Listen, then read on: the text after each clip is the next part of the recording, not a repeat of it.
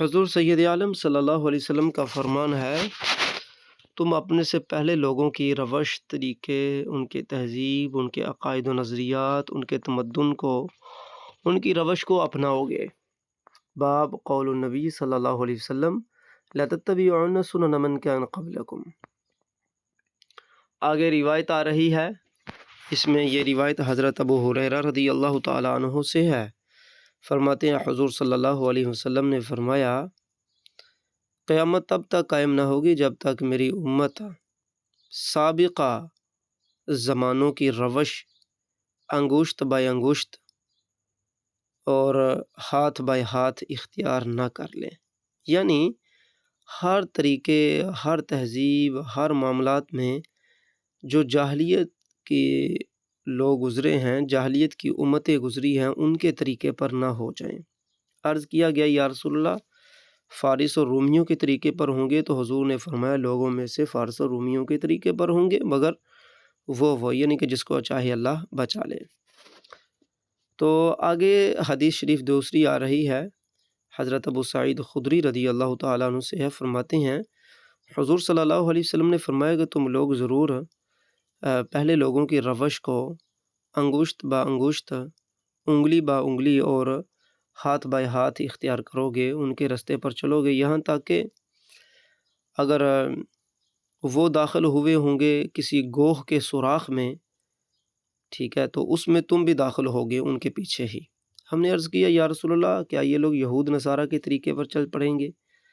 عرض کیا گیا اور کیا؟ تو حدیثیں یہ ہوئیں، تیسری حدیث آگے چل کر سناتا ہوں، پہلے ان دو حدیثوں کے بارے میں سماعت فرما لیں۔ پہلی حدیث کے اندر فارس اور روم کا ذکر آیا تو وہاں پر بھی نفی نہیں کی گئی۔ دوسری حدیث کے اندر یہود و نصارہ کا ذکر آیا تو اس میں بھی نفی نہیں کی گئی۔ سبھی کو معلوم ہے کہ فارس والے لوگ جو تھے وہ آگ کی پوجا پاٹ کیا کرتے تھے، شرکی عقائد تھے ان کے، نفس کی ماننا اور اپنے ہی ان کے نظام تھے، اور عیاشی، فحاشی، بے حیائی اور دنیا کی ہر جہالت اور جاہلیت ان میں عام تھی۔ تو حضور صلی اللہ علیہ وسلم نے فرمایا کہ میری امت جو ہے یہ قیامت اتنی دیر تک قائم نہیں ہونی جب تک کہ اس امت کے لوگ بھی وہ رستہ، وہ طریقہ اختیار نہ کر لیں، فارسیوں اور رومیوں کا، یہود اور نصارہ کا۔ اس وقت ہم دیکھ رہے ہیں حضور نے ساتھ میں یہ بھی فرمایا کہ انگشت بائی انگشت چلو گے اور زرا با زرا چلو گے۔ اس وقت آپ دیکھ لیں کہ مسلمان خود کو کلمہ گو کہنے والے، حالانکہ حقیقت یہ ہے کہ حضور کا یہ فرمان صاف ظاہر کرتا ہے کہ تم بھی انہی میں سے ہوگے، کیونکہ ایک حدیث اور بھی ہے جو جس کے راستے پر چلتا انہی میں سے ہوتا ہے۔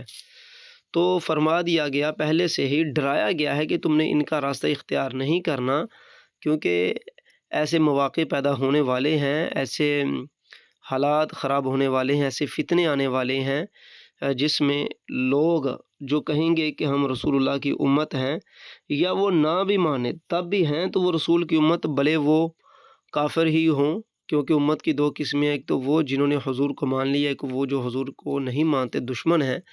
تو یہ نصیحت ماننے والوں کے لیے ہے کہ تم نے جو دشمن ہیں ان کے راستے پر نہیں چلنا۔ فرمایا کہ ایسے بھی ہوں گے جو میرا کلمہ پڑھیں گے اور کلمہ پڑھنے کے باوجود وہ فارسیوں اور رومیوں کے طریقے پر چلیں گے، یہود اور نصارہ کے طریقے پر چلیں گے۔ فارس اور رومیوں کے طریقے، یہود و نصارہ کا طریقہ یعنی کہ اپنی طرف سے حکومتیں بنانا، ہر معاملے میں اپنی من مانی کرنا، عقائد و نظریات پہلے جیسے لوگوں کے رکھنا، جس طرح کے فارسی اور رومی لوگ ہزاراں سالوں سے حکومت کرتے آ رہے تھے، یہود نصارہ کے ہزاراں سالوں پرانے ملے جلے اور شرکیہ عقائد ہیں۔ فرمائے اس امت میں بھی یہ ہوگا۔ اب ان دو حدیثوں سے اس بات کا رد ہو گیا جو کہتے ہیں کہ یہ امت شرک نہیں کرے گی۔ بھائی یہ امت شرک بھی کرے گی، یہ امت عیاشی فحاشی بھی کرے گی، بھائی یہ امت پہلے لوگوں کے ساتھ مل کر چلے گی۔ شبرن بشبرن کا ذکر آیا ہے، انگشت با انگشت، جس طرح کی ان کی پینٹ اسی طرح کی ان کی پینٹ ہوگی، جس طرح کی ان کی بچی اسی طرح کی ان کی بچی، جس طرح وہ ننگے ہوں گے اس طرح یہ ننگے ہوں گے، جس طرح کی ان کی تہذیب ہوگی اس طرح کی ان کی تہذیب ہوگی، جس طرح کا ان کا کفر ہوگا اس طرح کا ان کا کفر ہوگا۔ کوئی یہ نہ کہے کہ یہاں پر حضور نے فرمایا میری امت، اور بھائی حضور صلی اللہ علیہ وسلم جب فرماتے ہیں میری امت، تو اس سے مراد آپ کا گروہ ہے جس کی طرف آپ مبعوث کیے گئے ہیں۔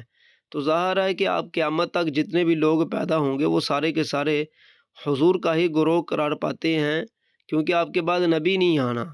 تو یہاں سے ایک امتی تو وہ ہوتا ہے جو حضور کو مان گیا اور واقعتاً حضور کے گروہ میں شامل ہو گیا، وگرنہ یہاں پر جب بھی امت کا ذکر حدیث میں آتا ہے تو اس سے اصلی معنی مراد حضور کا گروہ ہوتا ہے جس کی طرف حضور کو بھیجا گیا ہے تبلیغ کرنے کے لیے۔ تو حضور نے فرمایا میرے گروہ کے جو لوگ ہیں یہ سابقہ امتوں کے راستے اور طریقے پر چل بسیں گے، فارسیوں کا راستہ اپنائیں گے، رومیوں کا۔ اب پتہ ہے کہ یہ جو جمہوریت ہے یہ رومیوں کے راستے سے آئی، سکول و کالج کی۔ اب دیکھ لیں سکول کی تعلیم جیسی ادھر ویسی ادھر، جیسا نظام ادھر ویسا نظام ادھر۔ اب کوئی فرق کر کے بتا سکتا ہے؟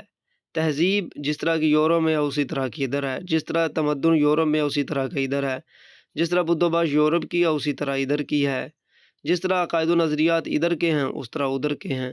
بھائی اولئک سے اشارہ کر دیا نا، جو خاص خاص بندے ہیں وہ بچ جائیں گے، باقی اکثریت کے حساب سے بات کی جاتی ہے۔ اس وقت آپ اکثریت کا ترازو دیکھ لیں کہ لوگ اس وقت کدھر ہیں۔ اب یہی لوگ ہیں جو مسجد میں بھی جاتے ہیں، یہی لوگ شرک کر رہے ہیں۔ کیا عیسائی لوگ نمازیں نہیں پڑھتے تھے؟ پڑھتے تھے نمازیں وہ بھی، لیکن عقیدہ شرکیہ ہو گیا تھا۔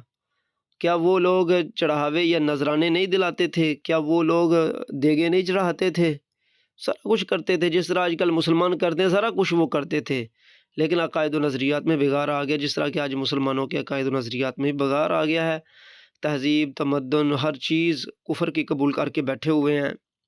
حضور صلی اللہ علیہ وسلم نے یہاں پر تاکید فرمائی ہے، تاکیدیت طور پر فرمایا لا تتبعن، کہ تم ضرور چلو گے پہلے لوگوں کے راستے پر۔ اور چلنا بھی اس طریقے کا ہے کہ انگشت با انگشت اور زرا با زرا چلنا ہے، یعنی کہ ہاتھ با ہاتھ کوئی فرق نہیں ہوگا۔ اگر کسی کی یورپ میں کسی بچی کے سر پر بال نہیں ہے تو ادھر بھی کسی بچی کے سر پر بال نہیں ہوگی۔ اگر ادھر کسی عورت کے جسم پر ٹاکی نہیں ہے، کپڑا نہیں ہے، تو ادھر بھی ٹاکی کپڑا نہیں ہوگا۔ سب کچھ کھول کھول کر حضور صلی اللہ علیہ وسلم نے بیان فرما دیا۔ اگلی حدیث بھی سماعت فرمائیں۔ حضور صلی اللہ علیہ وسلم نے فرمایا ہے، یہ حضرت ابو سعید سے روایت آ رہی ہے، ان النبی صلی اللہ علیہ وسلم قال لا تتبعون سنن من كان قبلكم شبرا بشبر وذراعا بذراع حتى لو سلكوا حجر ضب لسلكتموه، یعنی کہ اگر کوئی بندہ سابقہ امتوں میں سے اس طرح چلا ہو کہ اس نے کسی گوہ کی سوراخ میں اپنا قدم رکھا ہو یا داخل ہوا ہو یا گوہ کے راستے کو اپنا راستہ بنایا ہو، تو فرمایا تم لوگ بھی اسی راستے کو اپنا راستہ بناؤ گے۔ یا رسول اللہ، ہم نے عرض کیا الیہود والنصارى، قال فمن، تو حضور نے فرمایا اور کیا، بس تو یہی ہے۔ صاف ظاہر ہو گیا کہ یہ لوگ جو ہیں وہ شرک بھی کریں گے، کفر بھی کریں گے، سب کچھ کریں گے۔